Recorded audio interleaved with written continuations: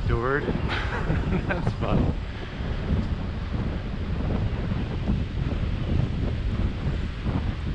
Oh, police pulling somebody over. GAC. GAC something something.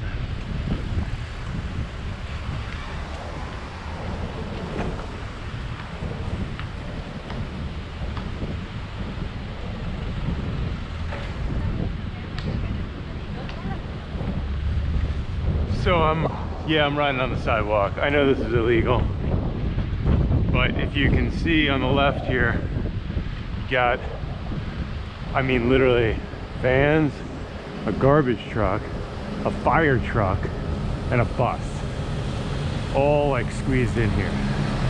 They have virtually no visibility on their right side. They wouldn't even see me if they squished me and killed me. So I kind of am going to take the safe route and not ride with traffic here, and instead just take a easier way and go on the sidewalk, which I know is, you know, kind of obnoxious. Pedestrians don't like that. They feel that it's their way, but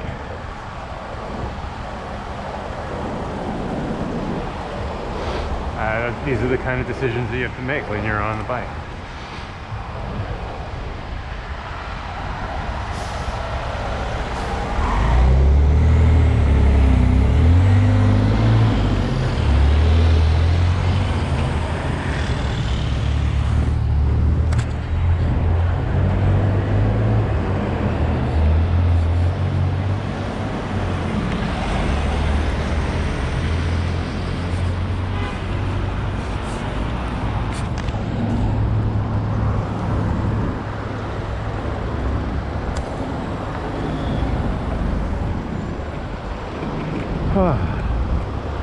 Just took off my sweater. It is a beautiful day this morning. It's like, I don't know, 65.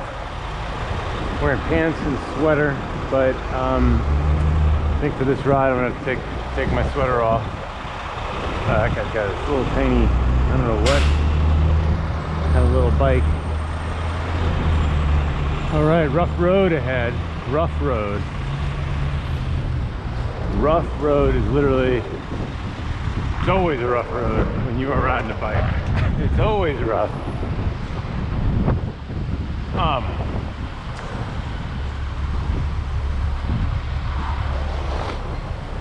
Let's see.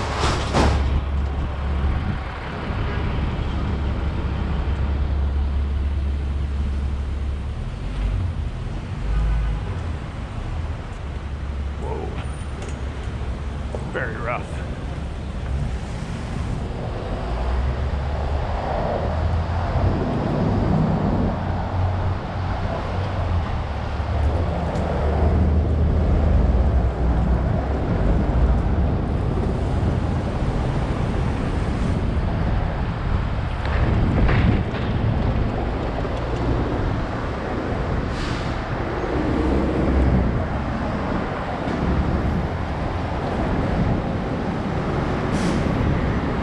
So I saw a guy with a cargo bike, like actually, you know, with real cargo, regular front-loaded, long john cargo bike on my, right at 116th, or 118th, I think, 118th and Frederick Douglass. Not electric assist, just dude just carrying real stuff, probably, you know, on the job, working, doing something. That's the versatility of these things.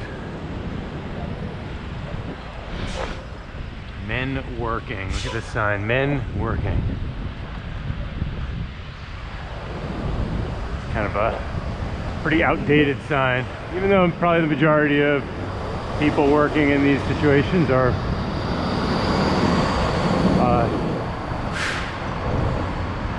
men. Let's see if anybody here lets me in.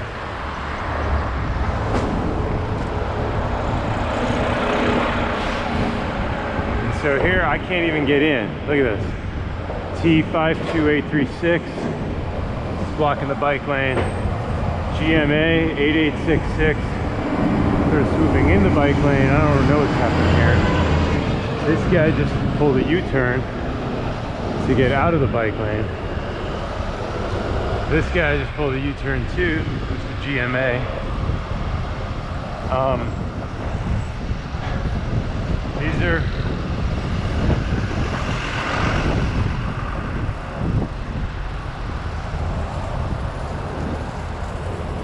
this is the kind of stuff you gotta deal with when you're riding in New York. Or just like literally living, just standing in New York City. You just witness this kind of stuff all day long. Oh, look at this. This guy up here, oh, we're gonna pass. He left room. I'm gonna give this guy an A-. This van right up here.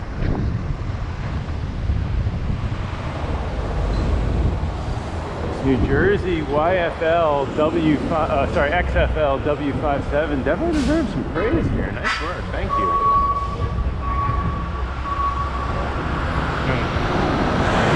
Feller in the driver's seat there.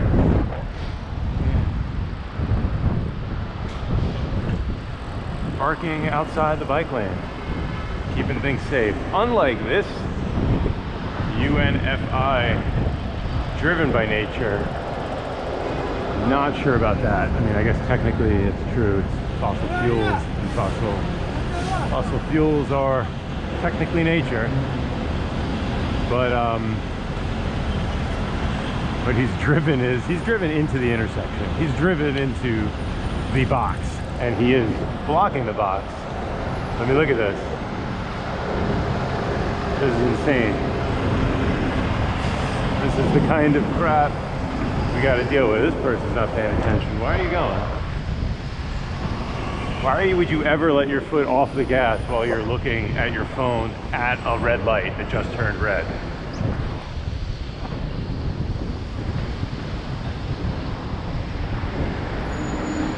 I feel like I'm like this, you know, bike nanny, where I'm just driving around, riding around, sort of complaining about everything. Sure must sound like it. I think if I watched any of this stuff, I'd be like, what is wrong with this guy? All he's doing is bike and complain the whole way. He's just sort of pointing out all these people doing things. They're just driving, they're just living their lives. Why is he annoyed by everybody? I think Penn and Teller, you know, they did a show for a while on Showtime called Bullshit. And each episode they sort of called out various things, topics that they claimed were bullshit. And then they would sort of speak to both sides, speak to some experts, and then basically kind of debunk something. For the most part, it was pretty on target, except for a couple episodes. But I think one, they followed a guy around who was just complaining about noise or something. I think he was complaining about garbage or noise or whatever, like in the city. And they followed him around and made him look like, you know, this old geezer who just, all he did was complain about everything. You know, he's like, well, why is this guy honking? And look at that guy. And I realized that I probably sound like that guy. I must sound like, I mean, I am that guy. I'm basically that guy. I'm just the slightly younger version. But I'm just complaining. But I think that's the point, right? Like, complaining plus some advocacy yields some change. And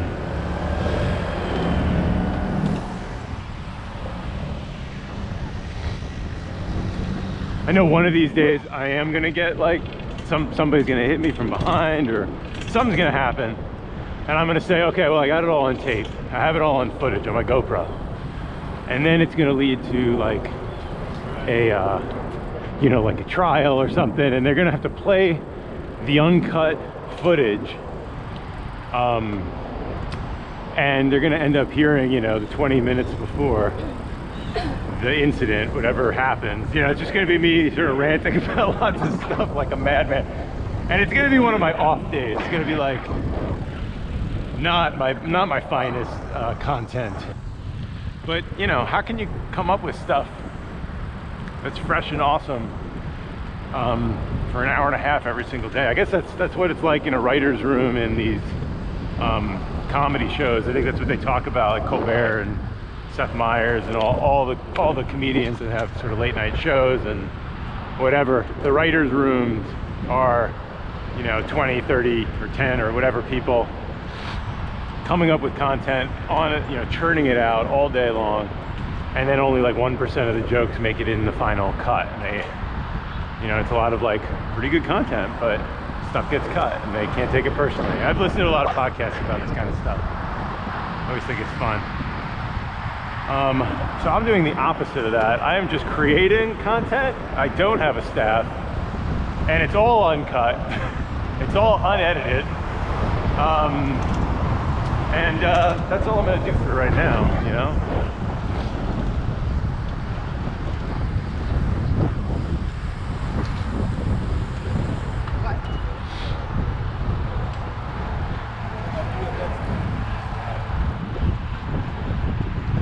These young fellers out for a bike ride.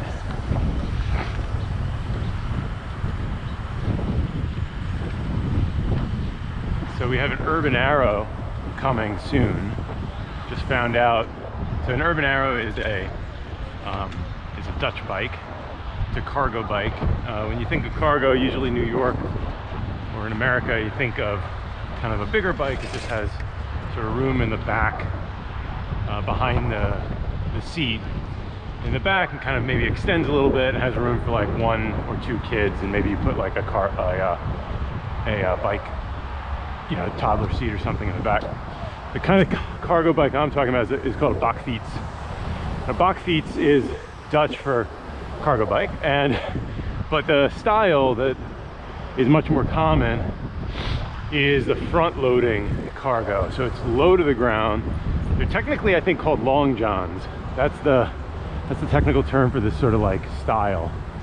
So think of like the front of it, the front wheel is actually, you know, 5 feet in front of where you sit, right? So it's not like a normal bike.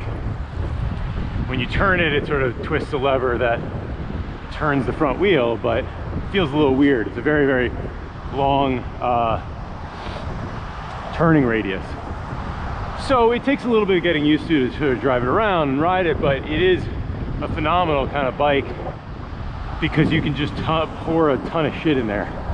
So obviously, as the name implies, you can use it for cargo, like boxes of stuff, loading things. People use it to carry like hundreds of pounds of things, right? Like supplies, whatever you need. UPS, like you name it. But a family version can just, the cargo is your child or your children. You can bring a couple of kids in there.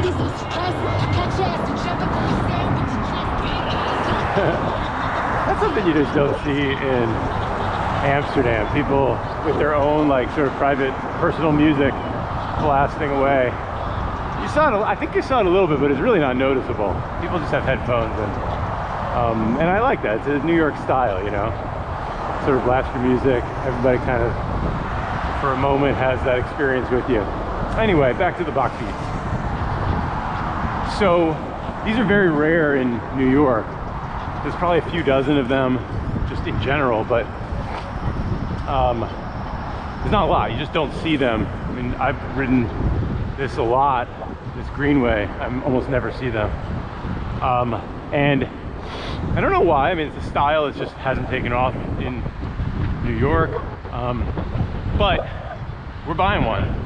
So we got one that's called an Urban Arrow. It's an electric assist, which means it comes with a motor. A Bosch motor. We upgraded to the CX, which is the kind of top tier motor, not because we need to like go fast or anything, but because it allows you to then add an additional battery at some point later on. It's the only motor that can handle 2 batteries.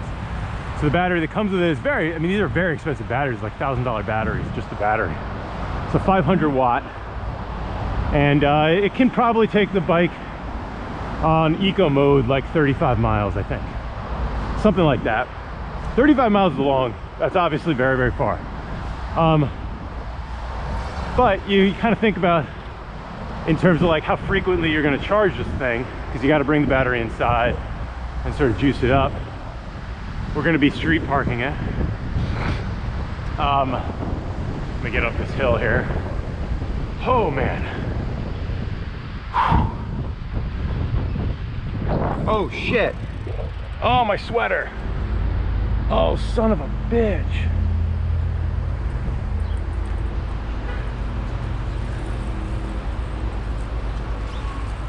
Oh man, I guess that's it. I guess I don't have a sweater.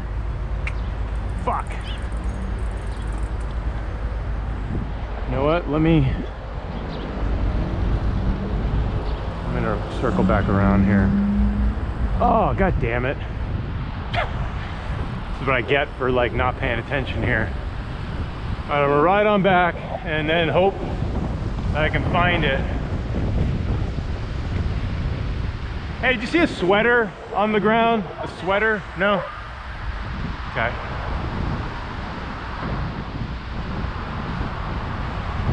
Shit, I might have lost it all the way up at the...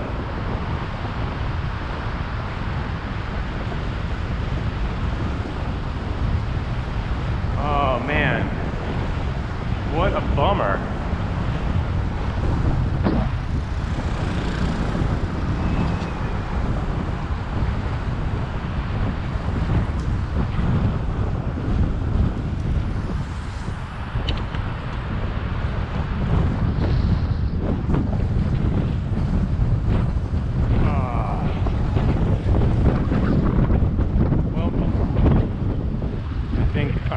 Ride home later tonight and hope that I find it. And I don't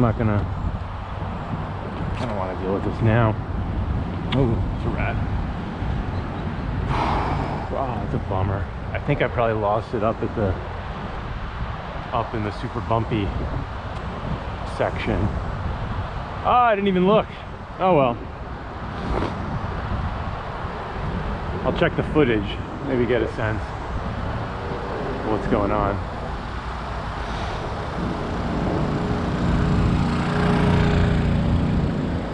Well, always put your gear, secure your gear. I guess that's a good rule to live by. I did not secure my gear properly. I lost a sweater. Luckily, it's kind of a cheap, very old sweater. But not something I was really prepared to donate yet. All right.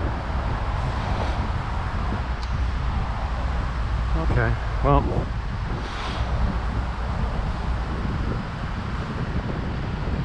I know where I put it on. I mean, I could have, geez, the entire bumpy ride just from 1/10 to 108th. Just literally those 2 blocks could have killed it. Fallen out. Didn't even notice. Talking too much. All right, well, so much for that. Luckily, it's like 70 degrees today. It's actually really a nice, beautiful day. All right, well, back to the bucket bike, or the cargo bike.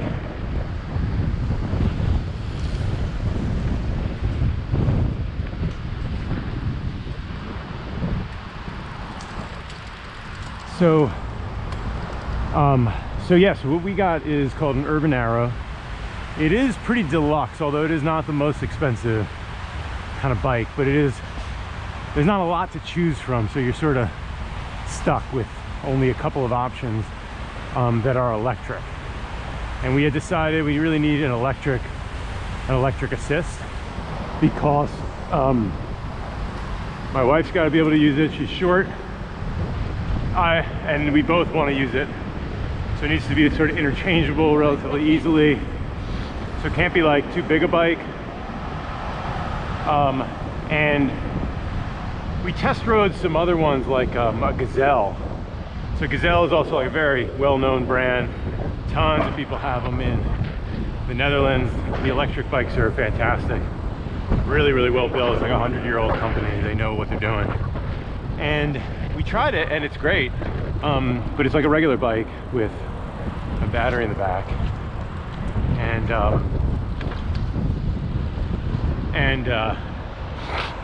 But it's like $4 grand, you know, for a regular one. And that's totally worth it. Like that's fine. But if you need to outfit it with, you know, kind of for kids, with all the gear, maybe not a lot of stuff, but really just, you know, you got a good car seat. You don't want to skimp on stuff if you're going to be spending that kind of money. So we just felt that it's a much better option to have this vehicle. It's almost like a vehicle. It is there's metal, it's aluminum, but it's sort of surrounded. It's sort of like a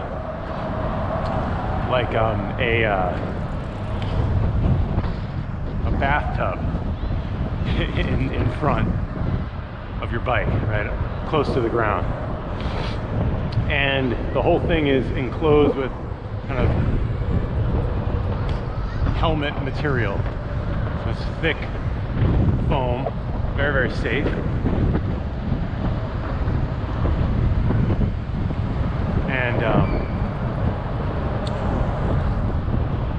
And I think just super fun to ride and feels a lot safer. Like when you're riding this thing on the street or wherever in a bike lane, or, you know, like people will notice it. You're sitting upright, it's very, you know, but you have kind of a lot of space on it. So it takes up a good like square footage. There's a little good surface area, which means you can't kind of sneak through anything, and you do have a really large turning radius. So it can be a challenge to bike to like turn and maybe use some of the spaces that we have, or you can't really like fit in small nooks, but it's kind of the width of a stroller, you know, it's not any bigger. And you just have to get used to it, but you can just throw a ton of shit in there. You go shopping, you easily can park it on the street because it's wide, so it's got a really wide kickstand, and nobody's gonna steal it. Like, I mean, we're gonna have a bunch of locks on it also, some other stuff, but it's 120 pounds. I mean, this thing is like a beast. It's not something you would easily, you certainly can't just walk away with it. Maybe you had a truck or something, you could heave it into the truck, but like you could also do that with like a motorcycle, and I don't know, seems unlikely. But I think when I mention these things, people always focus on the negative, and they're like, oh, but isn't it going to get stolen? Aren't you nervous it's going to get stolen? It's like, well, let's focus on the positive. It's not a reason not to do something. Kind of victim blamey a little bit, right? Like, I hope that our street is not so ridiculously unsafe and the Wild West that like anybody can do anything and get away with it, and, you know, there's no enforcement and nobody's looking and all that. It's not like, I think we're better than the 70s. Like Death Wish, you know, that's kind of what I think of when I think of these kind of arguments for how oh, your bike's gonna get stripped and everything's gonna be gone from it. It's like, well, you don't really see that with cars, do you? Not a lot, at least not in my neighborhood or in my area. I mean, you know, you don't see like cars without wheels and like, oh, the windows are busted and there's no stereos, and, you know, they're just on cinder blocks or something like that, and they're just like on fire. That's like a vision from a long time ago. Now it's just like it's like all these expensive cars on the street. So anyway, we're very excited. This is a bike that is Dutch. It's a Dutch bike. It's actually made in the Netherlands, shipped to a warehouse in Chicago, and then shipped to one of 2 dealers in New York. And so we bought it from one of the 2 dealers, and called Propel, down in Brooklyn. It's So they just gave us an update last night saying that the bike was stuck in customs for a little while because they didn't have any in stock in Chicago. But now it's gotten through, so they expect it to come any day, early next week.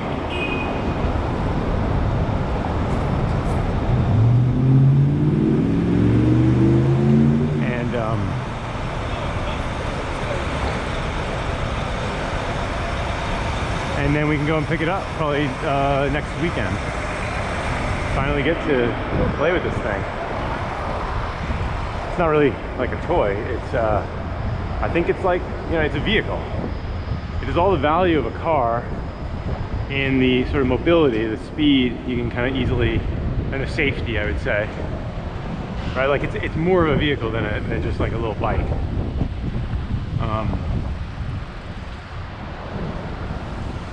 But you can park it anywhere. You can just put it on the street, on the sidewalk. You lock it. You don't really, I'm not sure you have to lock it to anything because it's kind of not functional otherwise, and there's a back wheel lock also, so you can't just like walk away with it. So like during the day when you're sort of doing errands, it's the kind of thing you might, that's what we did for a month when we were in Amsterdam. We did that. I mean, we were biking with cargo bike, with a cargo bike, with regular bikes, and I got used to sort of locking things up, unlocking it, and getting familiar with that routine. I think as long as you're pretty diligent and you invest in a decent lock, or a good lock, right? I mean, my lock we're getting, one of the locks, just one of the locks, is like $130. And it's an Abus. It's one of the best locks you can get. You can't get through those things too easily unless you really like, you know, come at it with like fire and, you know, welding torch or whatever, serious bolt cutters for a while. These are breakable, but they take a little effort. Guys, thank you. It's very thoughtful.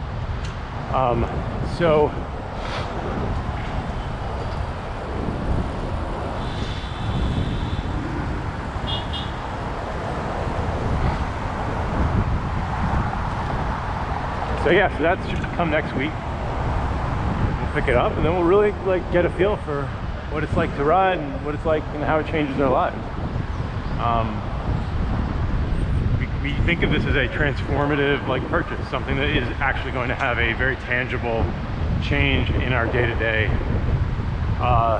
family life, because everything gets sped up quite a bit. It takes 2 minutes to bike your kid 10 blocks now. Instead of walking or taking the bus for 30 minutes, you can quickly get down to 80th Street from 120th, you know, very quickly and comfortably. And so we'll probably do a whole bunch of like AMAs, Ask Me Anythings, that sort of thing. I think once we get more into it. For me, it's kind of like our first child. I'm like really nervous. I have all these questions and concerns and all that.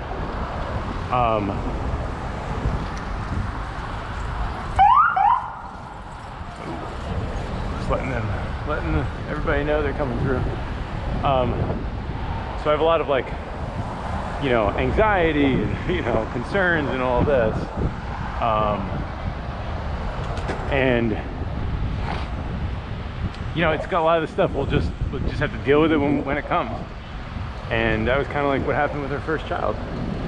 You have lots of like questions and you're kind of all like nervous and anxious, and then the baby comes, and then, you know, within a week you're like, oh, okay, I kind of get this. And in a couple weeks you get into the routine and you really understand, oh, okay. And then after a little while you're like, oh, this is not a huge deal.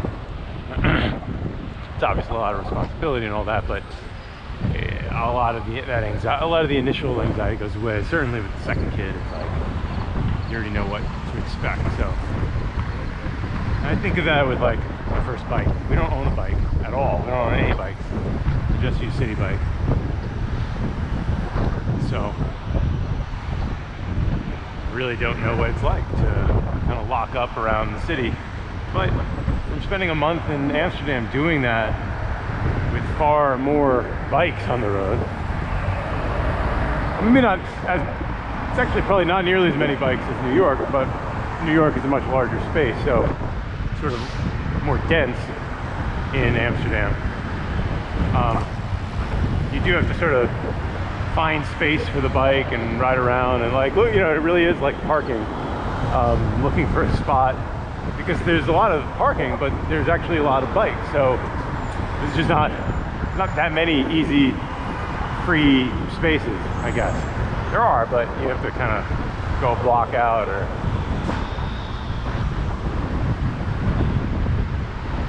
anyway. Let's see.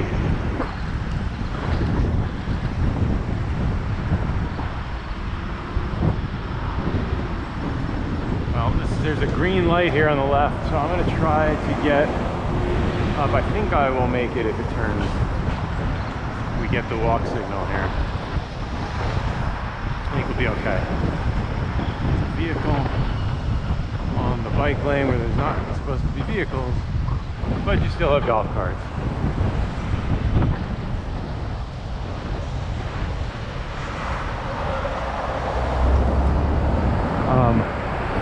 And here we are again looking at traffic.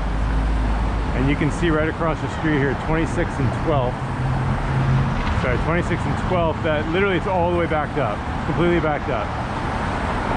Somebody's getting out of a Uber or whatever, a TLC vehicle, suburban, Yukon, a Yukon.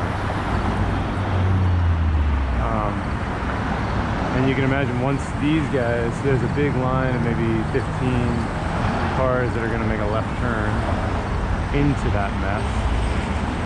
They're all just going to be fighting for the same space. They're going to block the box. Just too many cars. Too much space for cars or too many cars? Too much parking. All that needs to be systematically cut. Like all of it. Look at this. So there's gonna be 10 cars coming, making a left turn right here. I can't even kind of comfortably get through here.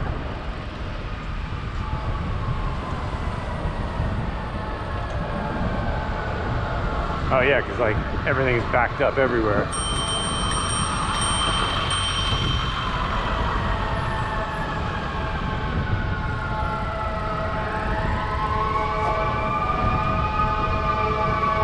These guys are hanging out on their next to their Ford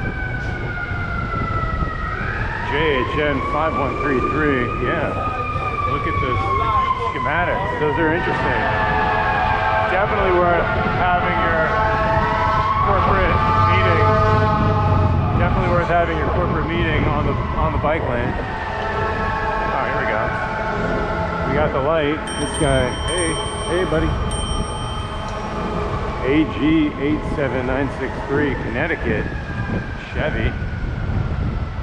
Didn't really want to make a right turn there. Looks bad. Instead, went straight. Probably on the phone or something.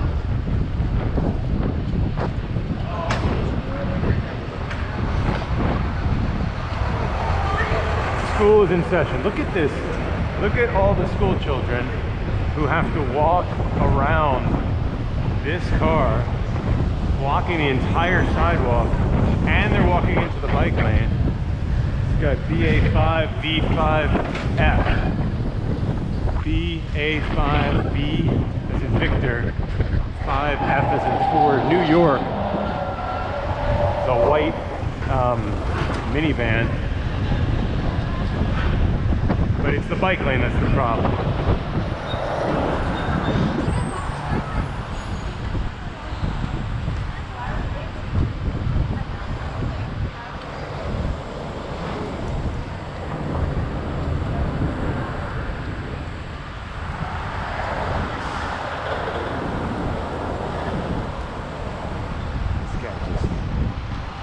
Coming through, wrong way, on 10th Avenue.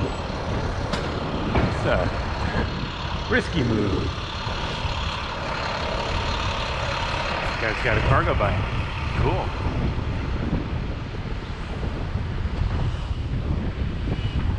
ride, I like delete all the cars from my vision. I mean, I don't, obviously, you know, because any one of them could kill you, so. But I just don't notice them. I don't want to notice them as closely. I like to notice the people and other cyclists, just to see the kind of variety. There's a guy on a scooter, gal on a scooter.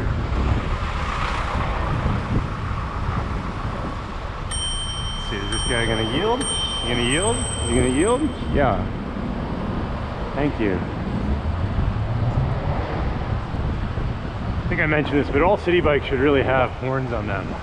Like 140 decibel, ear-piercing, cocoon-popping horns, so that you actually can get the attention of all these stupid cars, these drivers who are barely paying attention. All right, I am here, and I think I'm good. I'm gonna sign off. Thanks for watching. Like and subscribe. This is Bike Talk, New York City with Jeff. Thanks.